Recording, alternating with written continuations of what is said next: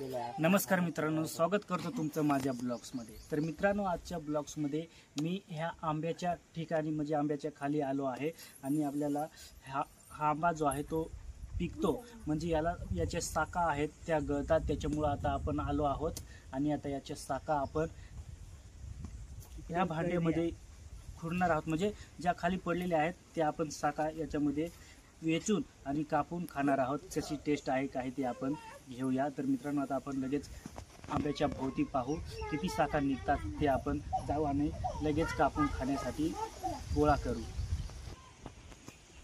74, 98, 90, 72 तुमचं काय करता आहे बसला ते ना मोकळे सोडून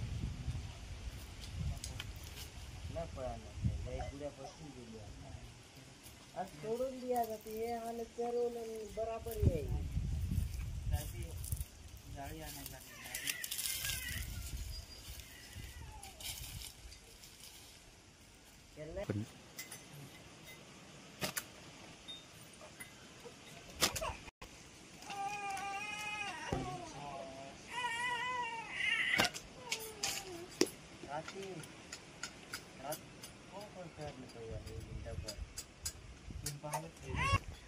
तर मित्रांनो, आता आपण एवढ्या साका ज्या आहेत त्या गोळा केल्या। आता आपण कापून त्याची टेस्ट घेऊ, एकदम गोड आहेत की आंबट आहेत ते आपण आता त्याची टेस्ट घेऊन बघू।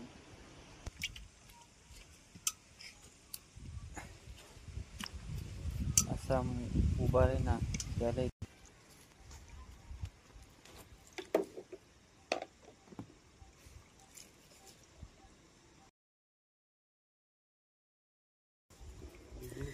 तर मित्रांनो, आता आपण साका जे आहेत त्यांची टेस्ट घेऊन बघू। हे पिकलेले आंबे आहेत, आता आपण कापून पाहू कसे लागतात, कसे चव आहे ते दिवशी कुठे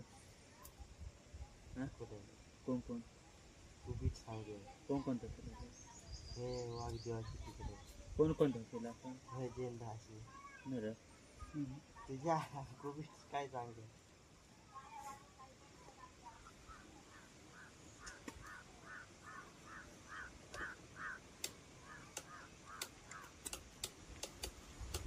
तर मित्रांनो, एकदम गोड आहेत आंबे आणि पिकलेले आहेत, पण ते एकदम जास्त गोड पण नाही, थोडा आंबटपणा जो आहे तो त्याच्यामध्ये आहे। पण तरी काही नाही, आंबे असे प्रत्येक आंब्याची चव थोडी ना थोडी वेगळी असते, हे पण चांगले आहेत, यांना पण नाव ठेवण्यासारखं काही काम नाही। तर मित्रांनो, आंब्याचा ब्लॉग आवडला असेल तर लाईक करा, शेअर करा आणि आपल्या चॅनलला सबस्क्राईब करा। तर मित्रांनो, आजच्या ब्लॉग्समध्ये एवढंच। जय हिंद, वंदे मातरम।